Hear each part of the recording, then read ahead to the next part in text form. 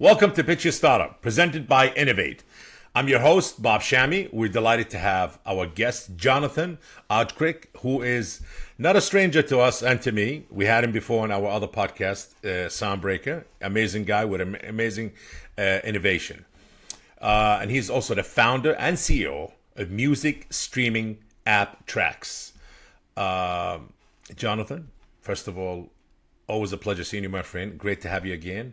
Well, on this show is the first time, obviously, on Pitch Your Startup. Yeah, happy to be And here.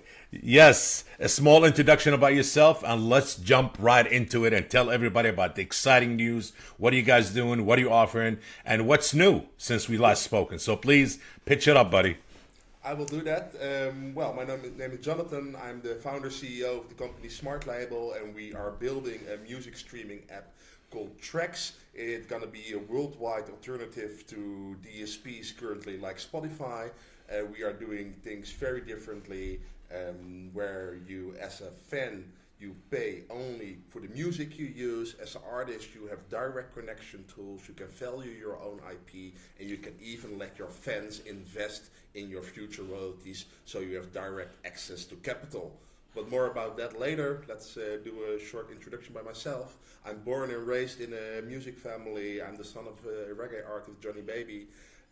Like a lot of people, you don't want to do what your parents do. So I went to business school and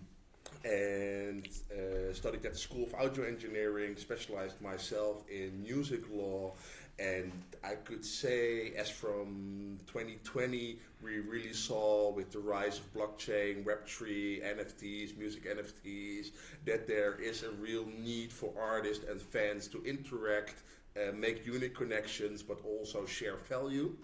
And we did a pretty nice ride there as a company, but we still came back to the point that big DSP streaming services like Spotify ain't gonna tell artists who is listening to their fans, and they don't have the opportunity to value their own IP. So they can't say, I want this for a stream, or I want to reward somebody who's very loyal or listens or interact with my music. All those options are not there. And from that necessity, and also all the artists complaining that they are not making enough money from streaming, we thought, is nobody going to do it? We have the knowledge, we have the know-how, we have the team, and at that point we also still had enough money to start building that out. And now, almost 3 years later, Traxs is at the point that we are at the break of dawn. We are currently running in a closed beta, and later this year, 2025 currently, we are launching the application first in Europe and then roll it out worldwide. Amazing. You said something, and it's very controversial. You said alternative usage instead of all of these, I don't want to say your usual suspects of DSPs, but we know all they are, whether the Amazon, Apple, Deezer, Spotify, all of these. Yes. And you said alternative. So you're pretty much changing the course of history and the course of the future, because everybody's waiting to say what is next. First, we had the brick and mortar stores, the retailers, and that's gone, disappeared, and never.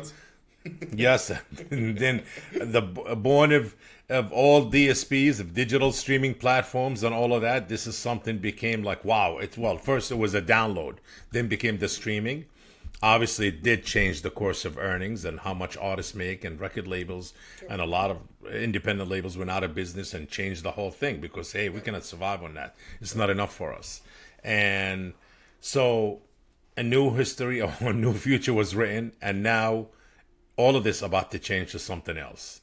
So you would think, in your opinion, obviously when you and your partner or yourself, you guys decided to start Smart Label and, and the streaming app Traxs, you decided to build it. Obviously, you saw something and you said, hey, we need to change this because now it was at one point working, it's sustainable, not anymore. This whole streaming is not. Yeah, at some point you could say parties like Spotify, they saved the music industry because before Correct. that it was all, let's say, BitTorrents, peer-to-peer exchange, Yeah. and nobody was Yes. making any money. It was No, complete piracy. Yeah. But at some point, I would But it didn't always, last long. This period of piracy, it didn't last long. It was a transition period, I would say, between yeah, physical, retail outlets and digital stores. I Which one was agree. the first? The first was Apple. Apple came out with the download, iTunes, Yeah, correct, with the download. Yeah, because the yeah, O Church from Scott Cohen, I know you know him. They had all the yeah. The digital orchard. all the digital distribution licenses and everything, so they really hit the ground running there. But currently, um, you need to be as an artist or a label. You need to be present and have your music available on those DSPs. But Correct. they are all in that big tech silos, I call it. So that means you have no control, you have no influence. And the No. main thing we have seen over the last past years, and what labels and artists are always telling us, they have no options to value their IP. So you cannot say, hey, I want this for a stream. But you are also not aware of who directly is streaming your music. So No. you have Spotify for artists, and you can say, hey, 35% of my listeners are male, and 100,000 live in London, or 1,000 live in London.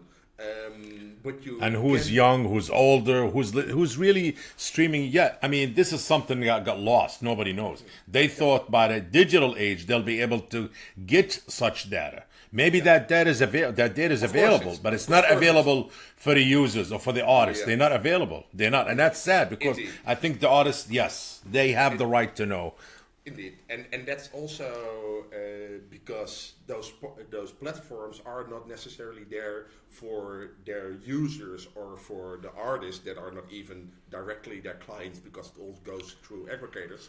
But they are there to maximize shareholder value, and that's their core business. So when if you're gonna open that up as a DSP, then you're gonna create multiple income streams that are not funneled through, where you can be as a DSP with your sticky fingers in the cookie jar. And that's something we are changing with Traxs. So we are opening that up, and our business model isn't based on taking a percentage of the royalties. It's an open core, so that means we pay out directly and 100% of the revenue generated through the royalty model.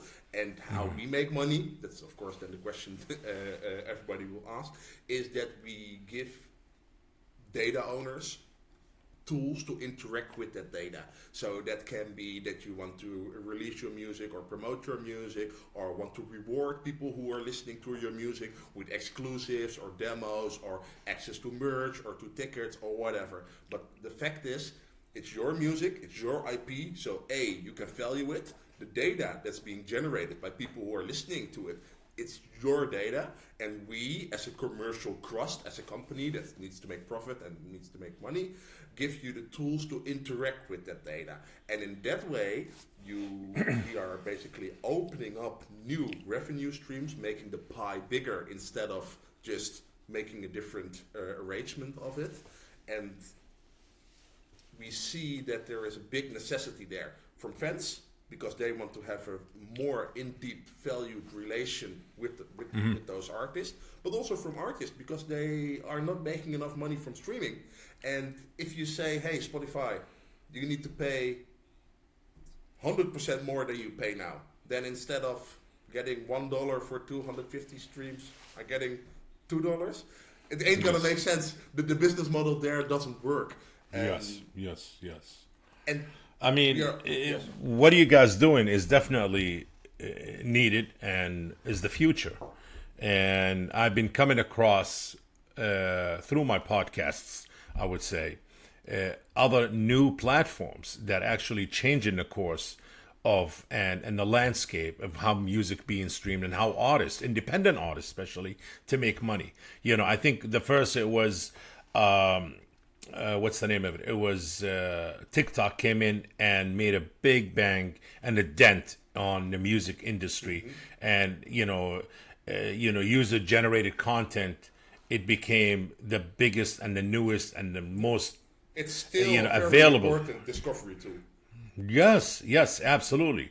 And platform like yours and others that I've been coming across, not to promote them on your own show here, but obviously different, like Hulk Music, like Hangout, and your platform. Obviously, it's important. So I can see now there's different ways are appearing and surfacing in how music could be streamed and listened to, where artists more involved and have control of it. Yeah. Because this is the thing I think where I mean, it's even in the physical days, artists didn't have control. You had to go through a distributor or a label who have distribution, obviously, to be able to distribute to the outlets out there, to the retailers, whether they're major retailers or independent retailer stores. Yeah, so even the digital kind of took it that way. But now artists will be able to have access to where they want their music, who's listening to their music, what they generating, what they make. They can look at this data and adjust their sounds. Like, you know what? So this is the sound I see where a lot of my followers are. So let me focus on more the sound that I really like, and my fans or listeners, and they be able to interact with fans, Yes. and that's very, very Exactly that. important. Yes. And I would say back in the days when it was like maybe a 50-50 between physical and digital, or even more physical than that. Yeah. If you were popular and you went to a record label, or they probably went to you and they signed Yeah. you will have some financial options. So you didn't have to work 2 day jobs and Saturdays to make a living. And when you went out touring, that also was profitable. All those things are currently not the case.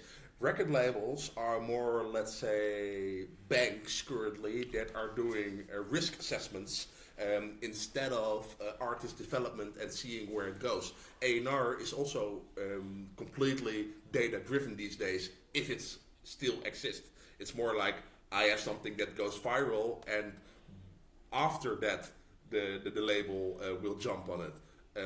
They're not gonna evolve or build artists and support them and get them to a certain point. So I think the only logical step that's going to be made is that it's gonna be through the public, for the public. So people who are liking a certain sound of an artist, they can back them, they can invest in them, they can support them, and they can share future royalties. And that is also where the idea of the name Smart Label came from. So basically everybody can be their label, and it can be completely transparent and directly through smart contracts. And also it's a very smart way to do for an artist, that you have all your rights in your control. So Amazing. I think that's the logic next step where the industry is going. And from a fan perspective, currently you are paying €10 a month.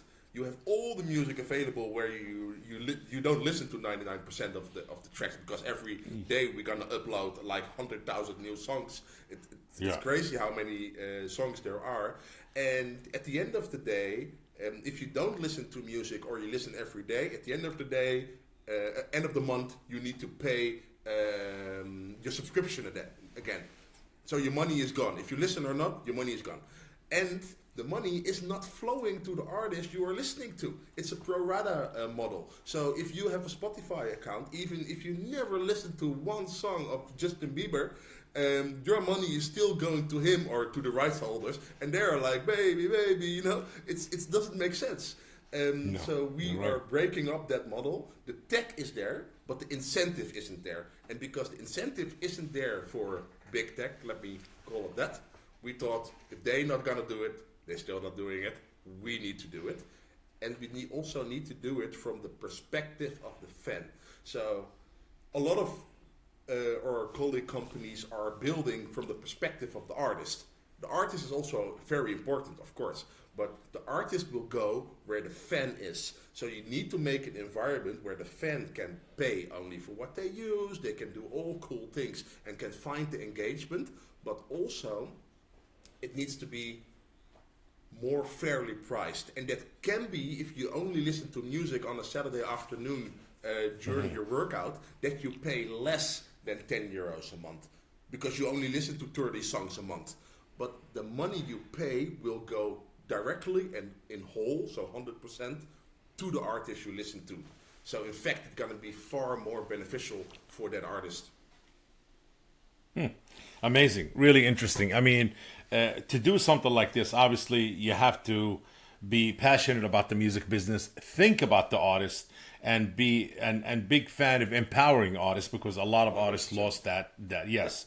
And I think such platform as yours, and I'll say the name again, music streaming app Traxs, is actually not just empowering artists and helping artists, but bringing artist priorities and their interests in the forefront, which I think they lost a lot of that. And I'm a big fan. I welcome such platforms. I'm always happy to see and support, these new, they call them music tech platforms that coming out to really change the course of the industry. Because I think in order for us to progress and to succeed, we need to change. Change 100%. is always, you cannot you continue the same habits. Habits are good, but it reach a certain time of your life where we need to advance. That's You know it. It's what they time say, to, yes, Doing the same thing over and over and expect a different outcome, that's the definition Yes. of crazy. So we need to do something different to get a different outcome, to make a better ecosystem for rights holders, for artists, for fans, and create a new, yes. basically create a new part of loving music and interacting with it. Absolutely. Well, you know what? The music business always have that old say. It says, if it's not broken, why fix it? Well, you know what? It's not about broken. It's about advancing, going, progressing, going forward, Yeah, it's changing more like the an course. evolution than a revolution. I Yes, would you say. need to. It has to be. It needs it. And obviously, the music business, I would say it needs it. I'm a big fan, a big support, and obviously a big supporter of you, my friend. thank Music streaming app Traxs. And that's why I wanted to welcome you on Pitch Your Startup. Anything you're looking for our listeners, our investors, our viewers, our artists who's a big fan of you, who's going to come in and join your platform, please tell me. Find us on smartlabel.media or find us at Traxs.app or just connect with me on LinkedIn if you are an artist or if you support this or if you are a rights holder. Let's connect and see how we can make this work together, how we can feature you currently in our closed beta or in our soft launch later this year. If you are an investor, we are almost closing the current round.